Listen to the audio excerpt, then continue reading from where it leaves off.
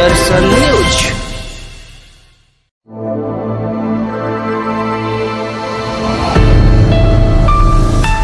2030 का भारत 2030 के भारत में हम उन लोगों से बात करते हैं जिनसे हम जानते हैं कि आखिर 2030 के भारत की स्थिति क्या होगी, कैसी होगी, कैसे उस पर काम किया जा सकता है।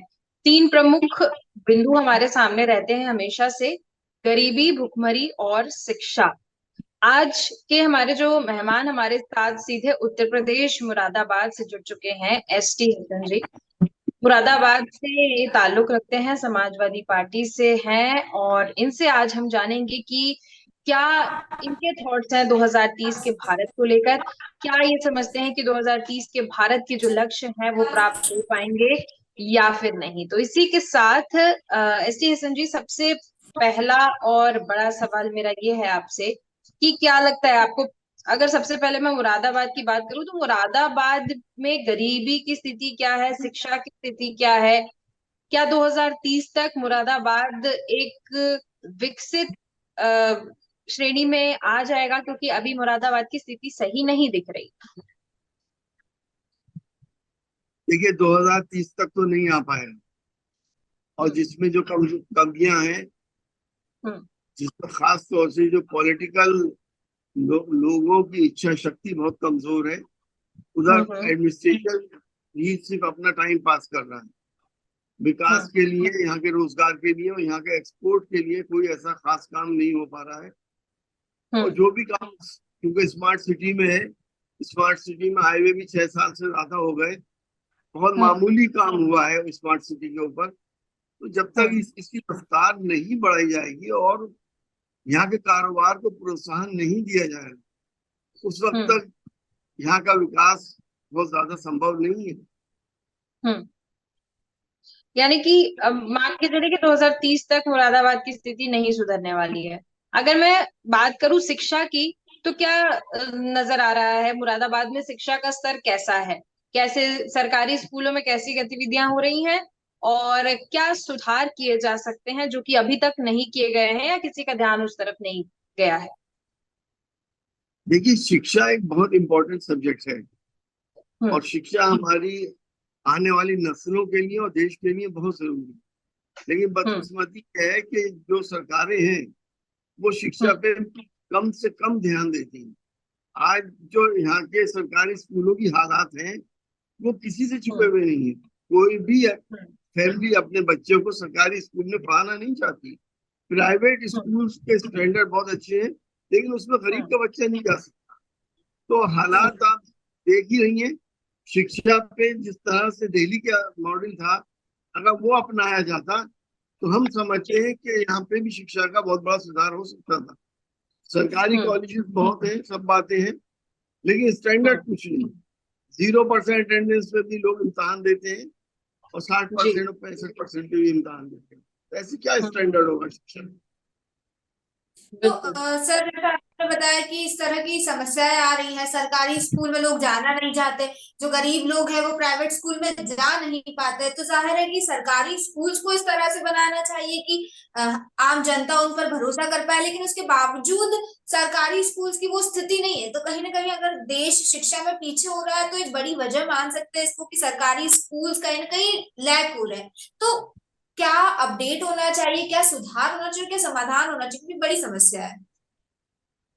देखिए, सरकारी स्कूलों का आधुनिकीकरण होना बहुत जरूरी है। उससे आगे बढ़ना चाहिए बगैर किसी भेदभाव के, उसमें काम होना चाहिए। दिक्कत यह है कि पिछले 10 साल से जो भी काम हो रहे हैं वो कम्युनल लाइंस के ऊपर हो रहे हैं, और जब कम्युनल लाइंस पे आप आ जाएंगे तो विकास के बारे में आप नहीं सोच सकते।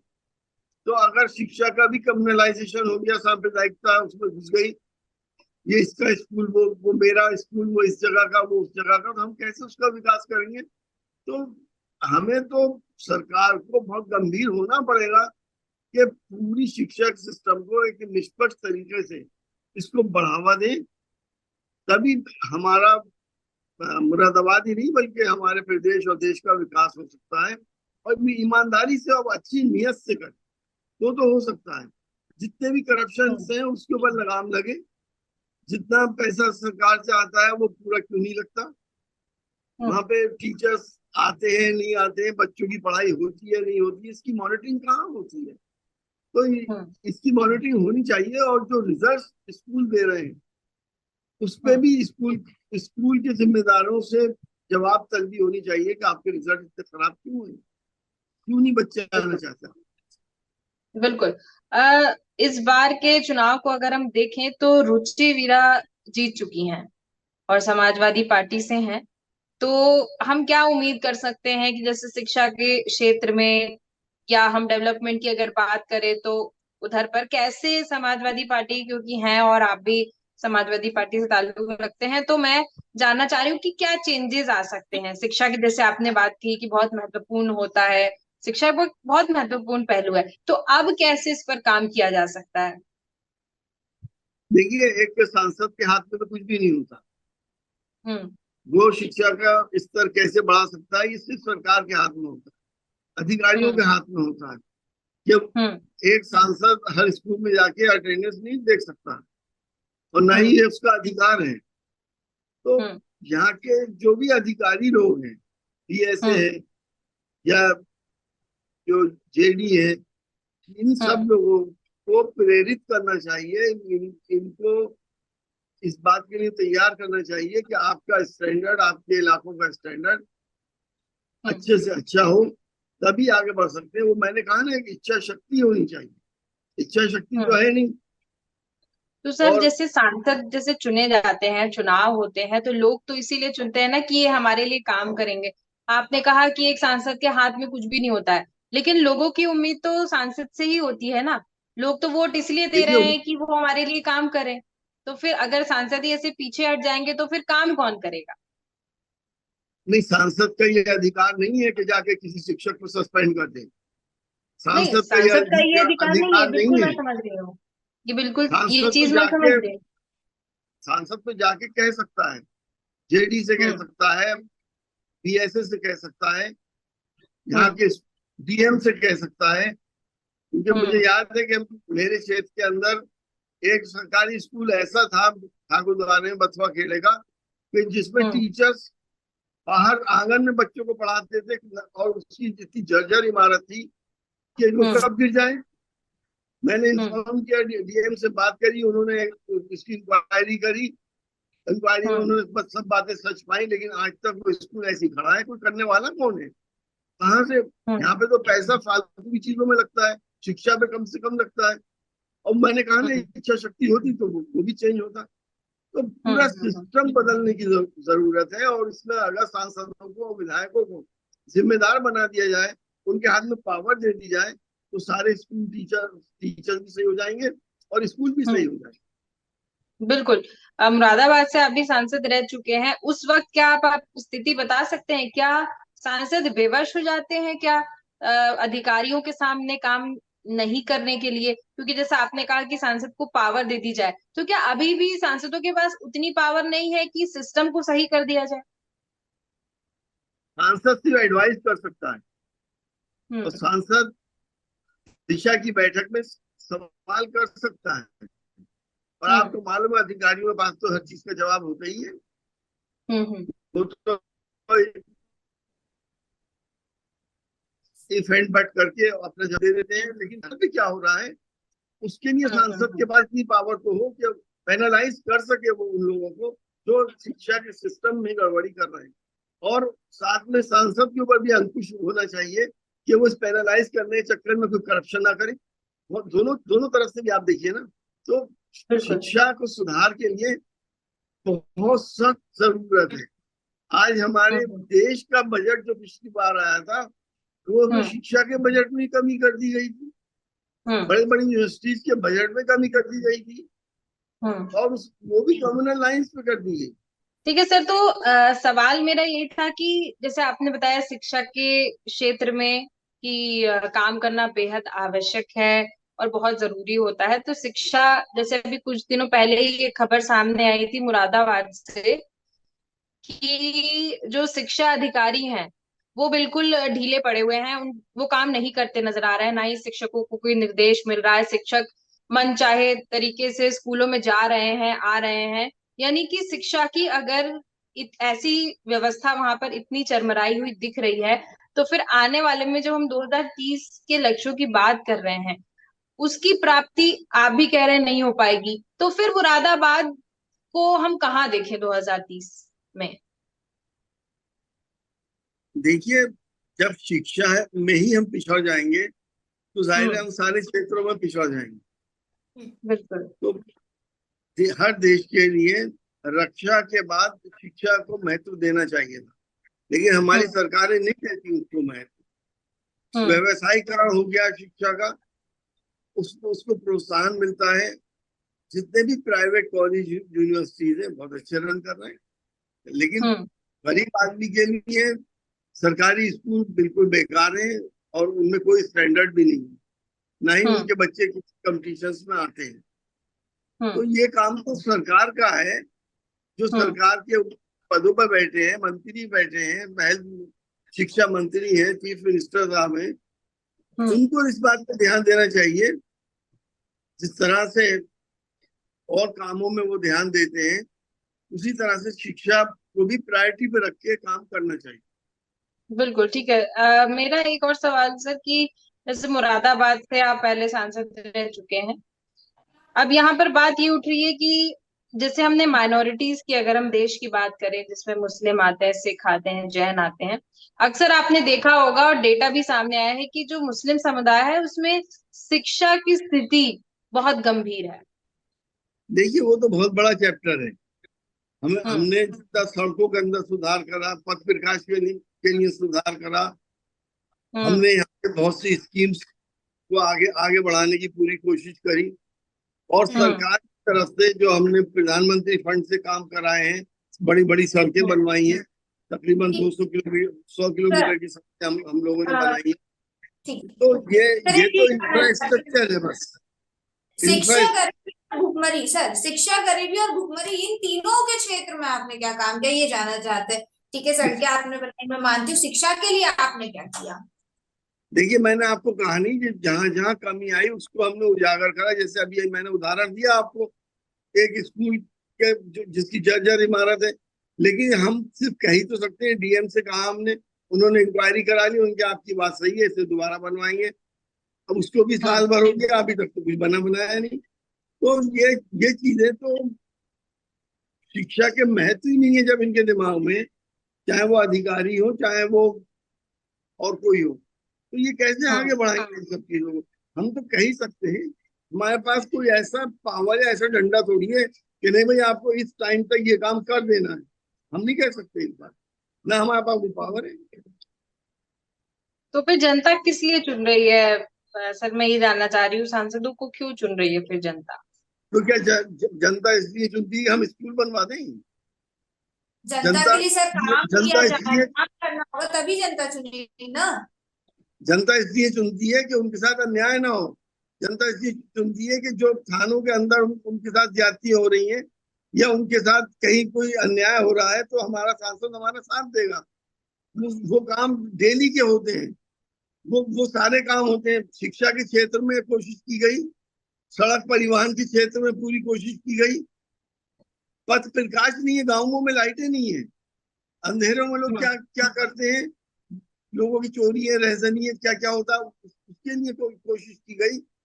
हमने ये सारे काम जो जो हम कर सकते थे वो हमने करे। हमारी निजी नीति आती है, वो हम सड़क के ऊपर लगा सकते हैं या पथ प्रकाश के ऊपर लगा सकते हैं, और हम स्कूलों के अंदर भी दे सकते हैं कि अगर स्कूल का इमारत को बनाने के लिए 1-2 कमरे तो हम उसको दे सकते हैं। उसकी शर्तें बहुत है, प्राइवेट स्कूल की इनके तो बहुत ज्यादा है, और सरकारी स्कूलों में भी शर्तें हैं। तो हमारे बराबर में गवर्नमेंट इंटर कॉलेज है, उसके लिए हमने पूरी कोशिश करके इसका बजट यूपी सरकार से सैंक्शन कराया, और अब उसके अंदर इमारत बन रही है गवर्नमेंट इंटर कॉलेज। तो ये एक सवाल ये उठ रहा है कि जैसा आप कह रहे हैं कि प्रधानमंत्री, मुख्यमंत्री, ये सभी लोग की जिम्मेदारी बनती है, तो वही एक सवाल ऐसा सामने आता है, मैंने देखा है हलचल मचती हुई, बहुत से ऐसे सवाल आते हैं। उसमें से एक सवाल ये कि जब समाजवादी पार्टी का पूरे उत्तर प्रदेश में राज हुआ करता था, उस वक्त समाजवादी पार्टी ने क्यों नहीं कुछ किया? उस वक्त उनके नेताओं ने क्यों नहीं कुछ किया? इतना बड़ा काम किया, बराबर आपके जिले में जौहर विश्वविद्यालय बना दिया, लेकिन वो भी सियासत की नजर हो गया। उसमें भी है कि साहब ये मुसलमानों की यूनिवर्सिटी क्यों बन गई, अल्पसंख्यकों की यूनिवर्सिटी क्यों बन गई, आज उस पर भी बुलडोजर चलने की नौबत आ गई। तो सियासत बहुत गलत डायरेक्शन में जा रही है। हमें देश के लिए सोचना चाहिए, हमें अपने प्रदेश के लिए सोचना चाहिए, ना कि हिंदू मुसलमान की लाइन पर हमें सोचना चाहिए। जब तक हम ये करते रहेंगे उस वक्त तक हमारा कोई विकास नहीं हो सकता। देश की दूसरी बड़ी आबादी अल्पसंख्यक है, मुसलमान है। अगर आप उनको विक्टिमाइज करने की कोशिश करेंगे तो आप विकास कैसे करेंगे? आप सबको साथ लेके चलें, सबका विकास करें, सबको शिक्षा दिलाएं और उच्च स्तर की शिक्षा दिलाएं। और इसकी जिम्मेदारी सिर्फ मुख्यमंत्री की नहीं बल्कि शिक्षा मंत्री की है। अगर शिक्षा मंत्री इसमें नाकाम है तो बदल दें शिक्षा मंत्री को, वो उसके अंडर तो कि सबको साथ लेके चलेंगे तब विकास होगा, यानी कि जो देश के अल्पसंख्यक है अगर उन लोगों को भी साथ लेके चलेंगे तब जाके पूरे संपूर्ण भारत का विकास होगा। अगर मैं बात करूं माइनॉरिटीज की, खास तौर पर मुस्लिम कम्युनिटी की मैं बात करूं तो ये चीज देखी जाती है कि कहीं ना कहीं मुस्लिम कम्युनिटी शिक्षा के क्षेत्र में अभी भी बहुत पीछे है। आपने कहा कि आपके द्वारा यूनिवर्सिटी बनाई गई, ठीक है, उस पर सियासत भी हुई, खैर वो अलग बात है, लेकिन सवाल ये उठता है कि अगर प्रयास किए जा रहे उसके बावजूद मुस्लिम कम्युनिटी बहुत पीछे, तो उसकी क्या वजह हो सकती है? क्या आपने कभी इस बात को सोचा कि पीछे क्यों है? कभी इस बात को सोचा? इन 75-76 साल में आपने मुस्लिम कम्युनिटी को उस जगह पहुंचा दिया कि उसको पेट भरने की रोटी तो मिलती नहीं, बच्चों को पढ़ाएगा कैसे? लेकिन आज का दौर वो है, आप कोई भी मुस्लिम परिवार में अगर आप इंक्वायरी करेंगी तो सारे बच्चे स्कूल जा रहे हैं, भले से वो सरकारी स्कूल जा रहा हो, चुंगी के स्कूल जा रहा हो, वो कोई स्टैंडर्ड नहीं होता है। तो अब सब लोग पढ़ा रहे हैं, लेकिन जब गरीबी अगर आप देखेंगी, स्लम्स आप देखेंगी, तो मेजोरिटी मुस्लिम्स की क्यों है? मुसलमानों के साथ ये व्यवहार क्यों किया गया कि वो 75 साल के अंदर बॉटम पे आ गए? उनके पास सिर्फ रोटी मिल जाए यही बहुत बड़ी बात होती है, तो कैसे वो पढ़ाएंगे बच्चों को? प्रायोरिटी तो पहले पेट भरने की होती है, जिंदगी चलाने की होती है। वरना कोई ऐसा पागल थोड़ी है कि साहब अपने बच्चों को पढ़ाएगा नहीं। सब कुछ होते हुए भी कभी किसी को देखा आपने कि अगर कोई संपन्न परिवार है उसके बच्चे ना पढ़ रहे हो? कभी देखा आपने? ये तो बहुत बेसिक टॉपिक है। बिल्कुल आपने ये सही कहा कि कोई अपने बच्चे को पढ़ाएगा क्यों नहीं, लेकिन वही बात सामने आ रही है सर कि एक ही समुदाय, क्योंकि माइनॉरिटीज में तो सिख भी आ रहे हैं ना, जैन भी आ रहे हैं ना, लेकिन वो आगे क्यों बढ़ रहे हैं और एक ही क्यों पिछड़ा है? ये बड़ा विषय है और इस पर रिसर्च की जरूरत है कि आखिर एक ही पर्टिकुलर समुदाय क्यों पीछे। माइनॉरिटी अल्पसंख्यक में तो सिख भी हैं, जैन भी हैं, लेकिन वो आगे बढ़ रहे हैं। देखिए, ऐसा है, मुसलमानों के साथ हर स्तर के ऊपर भेदभाव होता है। अगर IAS IPS जो 36% ब्रिटिश पीरियड में होते थे वो आज 2% पे क्यों रह गए? आज सरकारी नौकरियों मुसलमान क्यों नहीं है? तो जब तक मुसलमानों की भागीदारी 20% हर जगह नहीं होगी उस वक्त तक उनके साथ नाइंसाफी होती रहेंगी। सियासत ने देश का माहौल वो बना दिया है कि एक नफरतें पैदा कर दी हैं, हिंदू मुसलमान भाइयों के बीच में दूरियां पैदा कर दी हैं, एक दूसरे के साथ उठना बैठना पसंद अब नहीं करते लोग। ये सियासत इस सियासत की सबसे बड़ा नुकसान हुआ है, जिससे देश को नुकसान हो रहा है। मेरा आपको, हमें और आपको, हमारी नस्लों को नुकसान हो रहा है। हमें पहले तो कम्युनल हार्मोनी पैदा करनी पड़ेगी, प्यार मोहब्बत पैदा करना पड़ेगा, और किसी के साथ भी नाइंसाफी ना हो। उसके लिए जरूरत इस बात की है कि हर डिपार्टमेंट में उनका रिप्रेजेंटेशन होना चाहिए। बस आपके इस जवाब से एक और सवाल सामने निकल के आ रहा है कि रिप्रेजेंटेशन, राजनीति में भी देखिए कहाँ उतने मुसलमान नजर आ रहे हैं, मुस्लिम्स नहीं नजर आ रहे हैं। आपको क्या लगता है कहीं ना कहीं उनके रिप्रेजेंटेशन कम होने की वजह से ही बात नहीं निकल पा रही है, बात सामने नहीं आ रही है कि आखिर मुस्लिम समुदाय को क्या फैसिलिटीज चाहिए, कैसे आगे बढ़ सकती है? देखिए, आपका संविधान क्या कहता है? संविधान कहता है सबके साथ इंसाफ हो, सबको बराबरी का हक है इस देश के अंदर, सबका हक बराबर। हिंदुस्तान किसी की जागीर नहीं है, सब लोगों की जागीर है, यहाँ के रहने वालों की जागीर है। जब सियासत में भी मुसलमान बहुत है, ऐसा नहीं है सियासत में मुसलमान ना हो, लेकिन क्योंकि उनकी तादाद कम है, माइनॉरिटी के अंदर है, तो जब चुनाव होता है वो तो नंबर का गेम है। अब आपके पास 20% अगर वोट है तो आप कैसे 80% को हरा देंगे? और लोगों ने ये 80-20 का फार्मूला ले आए, तो लोग लेके आ गए थे, आपको ध्यान होगा। तो मुसलमानों को हाशिए पे डालने की कोशिश की गई। कोई छोटी मोटी आबादी नहीं है मुसलमानों की, बहुत बड़ी आबादी हिंदुस्तान की है। जब तक आप इसको मजबूत नहीं करेंगे, इसको संपन्न नहीं करेंगे, उस वक्त तक हमारा देश महाशक्ति भी नहीं बन सकता, तो विकसित भारत भी नहीं हो सकता। बिल्कुल। चलिए, ये एक चीज ये सामने निकल के आई कि सभी समुदायों के ऊपर ध्यान देने की बेहद आवश्यकता है, और जैसे मैंने बताया कि रिप्रेजेंटेशन बहुत जरूरी है। अगर आप कह रहे हैं कि मुसलमानों के साथ अन्याय हुआ है, तो रिप्रेजेंटेशन बहुत जरूरी है। कहीं ना कहीं रिप्रेजेंटेशन, मुस्लिम समुदाय खुद में ही जागरूक नहीं है, इस वजह से हो सकता है कि अन्याय होता नजर आ रहा हो। मैं आपसे जानना चाह रही हूँ सर, क्या आप योगदान कर पाएंगे 2030 के भारत के लिए? देखिए, सबसे बड़ा योगदान मेरा और आपकी सबसे बड़ी जिम्मेदारी ये है कि देश का बिगड़ता हुआ सांप्रदायिक सौहार्द को सही करें, प्यार कैसे सही मोहब्बत की करें? फिजा पैदा करें। 2030 में अगर आप चाहते हैं कि हमारा भारत आगे बढ़े, हमारा भारत संपन्न भारत हो जाए, तो यहाँ से भेदभाव खत्म करना पड़ेगा और सबको एक हिंदुस्तानी की तरह समझना पड़ेगा। चाहे शिक्षा का क्षेत्र हो, या तो आप सारे धर्मों को पढ़ाएं या बिल्कुल किसी धर्म को ना पढ़ाएं। आपसे शिक्षा की बात करें, आप देश की बात करें और देश को आगे लेके चल।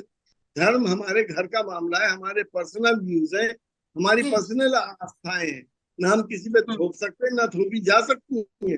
तो इन चीजों पे जब तक कंट्रोल नहीं होगा, जब तक विकसित भारत कैसे बनेगा? आप ये खुद सोचिए कि इतनी बड़ी आबादी अगर फिल्म्स में रह रही है, आधा पेट खाना खा रही है, रोजगार नहीं है, इलाज के लिए पैसा नहीं है, तो वो आबादी को संपन्न कराने की जिम्मेदारी भी तो हमारी आपकी सभी लोगों की है, सरकार की भी है। उसके लिए इंसाफ जरूरी है, और इंसाफ जब तक नहीं होगा, जब तक देश आगे नहीं बढ़ पाएगा। बिल्कुल सर, आप सही कह रहे हैं कि इंसाफ जरूरी है और सबको साथ लेके चलना होगा। सब साथ चलेंगे, सब जब साथ में होंगे तब जाकर कहीं ना कहीं जो 2030 का सपना देखा जा रहा है वो सपना पूरा होगा। और इसमें हम किसी एक व्यक्ति विशेष पे या किसी एक समुदाय पर चीजें नहीं थोप सकते ना। आपको भी सेम कंट्रीब्यूट करना पड़ेगा, हमें भी कंट्रीब्यूट करना पड़ेगा। तो यानी कहीं ना कहीं हम ये नहीं कह सकते कि सिर्फ सरकार ही करेगी, जो भी करेगी आम इंसान की भी जिम्मेदारी होती है। देखिए, ऐसा है, आप जो कह रही हैं, देश की आबादियों के अंदर हिंदू मुसलमानों में कोई नफरत नहीं। मैं डॉक्टर हूँ, मुझे मालूम है कि एक दूसरे को हम लोग खून देके जान बचाने की कोशिश करते हैं, बगैर जान पहचान के। प्यार मोहब्बत हमारी रगों में बहता है, लेकिन ये नफरतों की राजनीति बंद होनी चाहिए। अगर आपको सबका विकास करना है तो नफरतों की राजनीति बंद करके देश को आगे बढ़ाएं और सबका साथ और सबके साथ इंसाफ करें, तो देश आगे बढ़ सकता है। वरना तो जिस रफ्तार से दुनिया आगे बढ़ रही है, उसी रफ्तार से हम भी आगे बढ़ रहे हैं। कोई नई बात तो है नहीं, जबकि हमारा देश, इतनी बड़ी आबादी का देश, इस वक्त दुनिया में टॉप पर होता, महाशक्ति होता। जैसे चीन का उदाहरण हमारे सामने है, अमेरिका का उदाहरण हमारे सामने है। चीन हमसे बाद में आजाद हुआ और वो महाशक्ति बन गया। हम अभी वही अपने देश को 500 साल पहले घसीटे फिर रहे हैं, 1000 साल पहले लिए जा रहे हैं। अरे आगे की सोचो, आगे क्या करना है देश के बच्चों के लिए, भविष्य के लिए। जब तक ये स्पिरिट नहीं पैदा होगी, चाहे वो राजनेता हो, चाहे वो अधिकारी हो, और चाहे वो जनता हो, उस वक्त तक विकसित भारत नहीं हो सकता। बिल्कुल। बिल्कुल सही कहा आपने सर कि सबको मिलजुल कर आगे बढ़ना और हर किसी को एक अच्छी स्पिरिट के साथ देश को आगे लेके जाना है। और बहुत जरूरी भी है ये, तभी जाकर 2030 के भारत के जो लक्ष्य है वो हम हासिल कर पाएंगे। आपका बहुत बहुत धन्यवाद हमारे साथ जुड़ने के लिए और इस मुद्दे पर चर्चा करने के लिए। जिस तरह से आपने देखा, मुरादाबाद से एसटी हसन जी से हमने बात की और गरीबी, भुखमरी और शिक्षा, इन तीनों मुद्दों पर चर्चा की। कई सारे विचार उनके सामने निकल कर आए। सबसे खास बात जो माइनॉरिटीज की हम इस दौर में कर रहे हैं कि कहीं ना कहीं वो माइनॉरिटीज पीछे है। माइनॉरिटीज के पीछे होने की एक वजह भी उनके द्वारा बताई गई। हम फिर लौटेंगे ऐसे ही नए नए चेहरे आपके सामने लेकर और जानेंगे कि उनके विचार क्या है और 2030 के लिए जो लक्ष्य मिले हैं देश को, जो 2030 का सपना, वो कैसे साकार हो पाएगा। नमस्कार।